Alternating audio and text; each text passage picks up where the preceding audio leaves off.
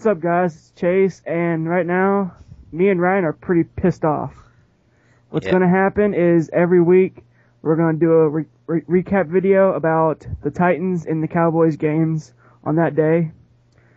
So pretty much that's what's going to happen. So we're going to start off with Ryan because mine's going to take a little bit longer because I'm really, really pissed off. So you go ahead and start whenever, Ryan. All right. Before I even talk about the game, I just need to say this. How the hell did Luke McCown beat us? Seriously? I mean, they cut David Garrard. You think, okay, Tennessee's going to win this game now easily because Luke McCown is the starting quarterback. And what does he do? He manages the game and beats us? Yeah, whatever. Anyways, on to the game. For people thinking about Chris Johnson having a big game this game against the Jaguars, what the fuck happened? Here's my take on it. Let's see. Chris Johnson holds out all season long.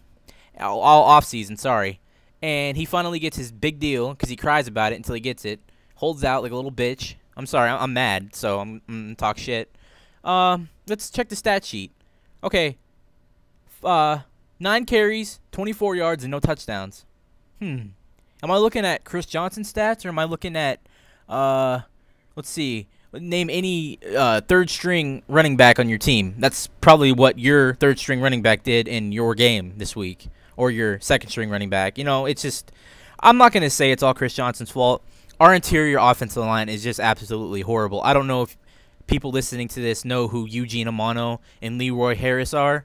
But, I mean, me and Chase can suit up and play offensive line better than these two guys. Come on, man. Just like I said, I'm pissed about this game. There's no way we should have lost this game. Just absolutely retarded. Maybe it's because we have a new head coach. We have new offensive coordinator, new defensive coordinator. Maybe we need to work on our timing with Matt Hasselbeck and Chris Johnson and Kenny Britt. Maybe we have to work on practicing a little bit better, getting ready for the games. I mean, Chris Johnson just came right in after his holdout and started, like, I think he had like 1 or 2 practices, and you're just going to suit him up for the game and expect him to have a monster game. I mean, maybe I was looking a little bit too, like, into this game. Maybe I thought Chris Johnson was going to have a better game, but just frustrating. I never seen a game. I never wanted to just break everything in my house before watching Titans games. Like, at least Chris Johnson would make it exciting. Like, even when we're getting our asses kicked, he'd always break off some runs, do some shit, but he didn't do anything this game. It was like a completely different team on offense. It's a completely different team on offense with Matt Hasselbeck in there, but it's the same play calling. Our play calling is horrible. Chris Palmer, just so frustrating in the way we call plays. Matt Hasselbeck should not be throwing 2-yard passes every play. It's just pathetic to see. If you need a first down, you throw beyond the first down marker. You don't throw 2 yards down the field. You don't throw screen passes. You don't throw fucking wheel routes. You don't do that. You go downfield, and we finally realized that in the second half, which it took too long. Jaguars had already established a run game on us. We couldn't run the ball. We had to abandon the run game. I mean, if we would have known this, if Matt Hasselbeck would have known how to, like, play against the Jaguars in the first half than he did in the second half, maybe this would have been a completely different game. Maybe we could have gotten the run game going a little bit. Who knows? But now I'm going to talk about Jacksonville and Luke McCown. I mean, come on. It's Luke McCown. He's not good, and he's not going to be good this year. This was a fluke game. He's not as good as he played this game. I mean, I'm not saying he played like Peyton Manning or Tom Brady or anything, but he managed the game, and he got big first downs when they needed it. And the perfect example is in the second half. We had already scored 2 touchdowns and made it 16-14. And what happens? I mean, 3rd down and 8, and we got to get a big stop. And what happens? He throws a fucking 20-yard pass to Mike Thomas. Are you kidding me? How the fuck do you let that happen? There's just no way. But let's rewind a little bit. Maurice Jones-Drew and this kid that I have no idea who he is, this DJ Kareem or something. I have no fucking clue who this guy is. Just another dreadlocked fucking running back from whatever school he's from, just coming in, running all over us because we're horrible. This is another thing. How the fuck can we not tackle? We are a professional football team. We are not a Canadian football team. We're not a fucking UFL team. We are a professional football team. How can we not tackle? It's pathetic. It is pathetic. Namely fucking Barrett Rude and Will Witherspoon. I've never seen 2 linebackers miss so many tackles in my life. To hit someone head on and they bounce off you like a fucking pinball. I mean, Deji Kareem is like 200, maybe 210 pounds soaking wet. I mean, come on. It's fucking pathetic. But anyways, like I said, Luke McCown, there's just no fucking way. There's no fucking way that was happening to us. And they had established a run game early, and he was making the big throws they needed. We couldn't stop the fucking run. We couldn't stop the pass. We just couldn't do anything out there. We looked like a lost team. I mean, maybe a little bit of the issue lies within our defensive ends. I mean, we had Derek Morgan and Jason Jones out for the game. We really need to get those two guys back because, I mean, we got William Hayes just getting hurt on every single play of the game. I mean, I can't even tell you. I went to the bathroom, came back, and there's someone on the field, and I'm like, who is it? My dad's like, who do you think? It's William Hayes. I mean, are you an NFL football player? I wanted to fucking Falcon punch my goddamn TV when that happened. Every fucking play, he's down. It's pathetic. I don't know what to talk about right now. I'm so pissed. Maybe we'll talk about Kenny Britt. Okay, I told Chase before the game last night, I'm like, I really think Kenny Britt's going to have a big game. I don't know when it's going to happen. I don't know how it's going to happen, but I think he's going to have a pretty big game. Because we're talking about Dez Bryant and Kenny Britt, and he thinks that Dez Bryant's going to be really good this year. And I told him, well, I think Kenny Britt's going to be good this year. And let's see, Britt, 5 receptions, 136 yards, 2 touchdowns. If it wasn't for Kenny Britt this game, we would have been worse off than the Indianapolis Colts. Like, Kenny Britt was our offense today. And if it wasn't for him, we'd just be in shambles. Like, it would look absolutely way worse than it was. Granted, Kenny Britt did have, you can say, quote-unquote, a lucky touchdown. But in my eyes, Matt Hasselbeck's about to get sacked. He sees Kenny Britt streaking down the sideline. Why the fuck wouldn't you pass it to him? I say it was a smart play.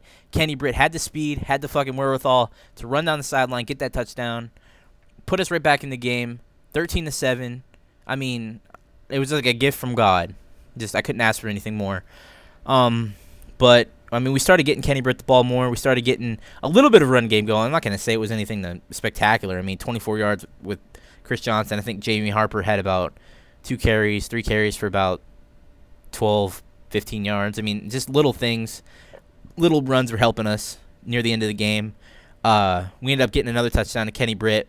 It took forever, though. You don't run the ball 3 times in a row when there's 6 minutes left on the clock, 7 minutes left on the clock, and you need 2 scores. You don't do that.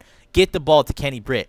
He has proven time after time after time again he is a red zone threat. He can score in the end zone. He's so physical, so strong in the end zone. He'll jump up, get the ball, score. I love him. I love this kid. He's just gonna be amazing this year.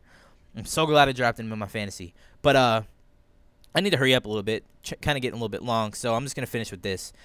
We end up getting close. We end up getting pretty close to coming back, and we get the ball at the 1-yard line because they get a fucking miracle punt after that 3rd and 8 pass to Mike Thomas, and it bounces from the 21-yard line to the 1-yard line. So we have to go at least 99 yards, 98, 99 yards to score. What do? We're driving the ball downfield. We're getting the ball to Kenny Britt. We're getting the ball to him again, and then we're just about at midfield.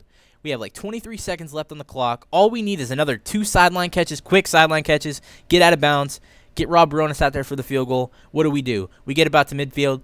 Matt Hasselbeck throws up a fucking Hail Mary pass. Absolutely inaccurate, like fucking Vince Young, just a duck, and it gets picked off. I have nothing to say about that at all. I said I wanted to Falcon punch my goddamn TV earlier after that shit, after William Hayes getting hurt. You should have seen me then. Fucking wow. And now we have to go against the Baltimore Ravens next week. Hopefully we can get, I'm not going to say we're going to get crushed, but we're going to have to settle it down. We're going to have to get Chris Johnson the ball more. I mean, we know Kenny Britt's going to be Kenny Britt. So, I don't know. We'll see. We shall see. But it's basically all I have to say about this game. I really hope I don't get this pissed off again watching Titans. That's all I got to say. All right, I'm done. All right, now that I got that rant off my chest, how pissed are you, Chase? Okay, let me start off with, I'm going to leave the yelling to last. This game was a really good game. Everyone picked the Jets to win, and the Cowboys came out fighting. Okay, first drive, Cowboys come out and make a statement. They go down the field, end up throwing a fade to Des Bryant in the end zone. Okay, great. Good way to start off the game. So let me just skip ahead. Basically, we could not get nothing going on offense after that. The Jets defense shut us down, which I knew they probably would. So basically, our defense had to help us out. So basically what happens is we let them score at the end of the half, and we're up 10-7. Okay, I'm feeling pretty good. Well, throughout the game, Orlando Scandrick, our slot corner, and Mike Jenkins both go out with injuries. So we're having these backup people coming from out of high school. Like, okay, I know them, but come on. I don't think they're worthy enough to cover out there. I mean, they did show that they can do it, but for the first couple drives the Jets had, they were tearing us up. So let me start off with this. Romo, 23 for 36, 342 yards, 2 touchdowns, 1 interception. Sanchez, 26 of 44, 335, and 2 touchdowns with 1 interception. Okay? Both quarterbacks played good. And then the game changer was Sean Lee intercepting the pass of Mark Sanchez and almost taking it back for a touchdown. That should have been the play of the game until Cowboys fucked up and cannot block a damn punt if their life depended on it. So the Jets take it back for a touchdown, and it's tied now, 24-24. Okay. So I don't know if it was before that or after, but Romo threw this long bomb to Jason Witten. And he's running like 60-something yards. I mean, he's a big tight end, so he's not going to run that fast. But, I'm like, cool. He's going to get a touchdown, it looks like. He comes up to the goal line, and Jim Leonard is 5'8", 188 pounds. That is the size of my grandma, people, okay? My grandma probably weighs less. Witten is 6'6", 265 pounds. You're telling me he can't just knock him right, off his feet, but he has to go out of bounds at the 1-yard line or at the 2-yard line? Are you kidding me? Come on, you just got a 5-year extension, $37 million, $19 million guaranteed. But until that, he played a good game. He came out, he led the game in receiving yards for Dallas. Okay, 6 receptions, 110 yards. He had a good game. He came out like he wanted to play. Jay Ratliff up the middle. Where was he? He didn't show up to the game. Like, I didn't see him get off the plane, I don't think. He just signed a 5-year extension worth $40 million, $18 million guaranteed. Where was that play? Nothing. So, basically, at the end, what happens? We're going down the field. That whole punt fucked us up, the block punt. So now it's tied 24-24. And now, Romo, they go down and kick a field goal with Nick Folk. Nick Folk kicks a 50-yard field goal to win the game, pretty much, with 50 seconds left of the game. He can kick a 50-yard field goal in New York, but he can't kick a 35-yard field goal in Dallas. Are you fucking kidding me? It's just like when people leave Dallas, they want to play better. It's just idiotic. And then another thing, when I got off my chest, LaDainian Tomlinson. I hate him with a passion.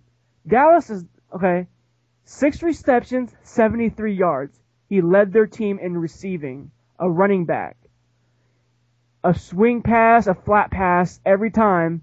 Dallas, they saw it 6 times, evidently, and they couldn't, stop it after 3 times. Come on, they're putting Sean Lee. Sean Lee was everywhere on the field tonight. He was doing great. I mean, you can only do so much. He did a good job. And then they had Jason Hatcher running after him, too. The sight of Jason Hatcher running after LT brought tears to my eyes, people, okay? I mean, there's nothing else to say. Jenkins, Skandrick out. We have a shitty secondary, but towards the end of the game, they did make a good play. I forget the name of the guy. He caused Mark Sanchez to fumble. I mean, that was a good play that we should have, won with. But Romo, he tries to go up the middle, and what does he do? He fumbles because he tries to run the ball. I mean, just their play selection sometimes really irks me because I could play better on Madden. I could call a better play. So comes the end. 50 seconds left. We're going down the field. And Romo throws this pass all the way to Revis Island. And all of a sudden, Revis is just having a ball. He intercepts it and almost takes it back for a touchdown. And then I'm pretty sure that's when they kicked the field goal. No, they had to punt it. And we couldn't do nothing. I mean, that's the end of the game. Romo said after the game that it was his fault. Damn straight it's your fault. I mean, how the fuck are you going to come out there and throw the ball like that? I mean, yeah, you want to get it to Des Bryant, but don't fucking force the ball to him. Find the open receiver. I know damn well Jason Witten's going to be open in the middle of the field somewhere. I mean, just get in the damn ball. And you're waiting every play. I forget, who was it? Chris Collinsworth calling the game. He made a great point, saying the Cowboys every time are waiting until the clock hits 1 to snap the ball. Why? That's giving the Jets an advantage because they know you got to snap the ball, so they're going to just bull rush you so hard, and they're going to just cause a whole bunch of pressure. That's just a dumb part on Romo's part. Okay, I mean, I just cannot express how pissed I am. Romo, I'm starting to give up on him. I really don't think he's ever going to get us past a playoff game or even to any more playoff games or not even a Super Bowl. I just think Romo's time is almost up in Dallas. I think this is make it or break it year, so that's pretty much it. I have nothing else to say. Next week we travel. Dallas travels to San Francisco. So that's about it, guys. Just look out for these videos too. We're going to do it every week. Give our opinions on what we think. So stay tuned. Peace out, guys. Fuck you, Matt Hasselbeck.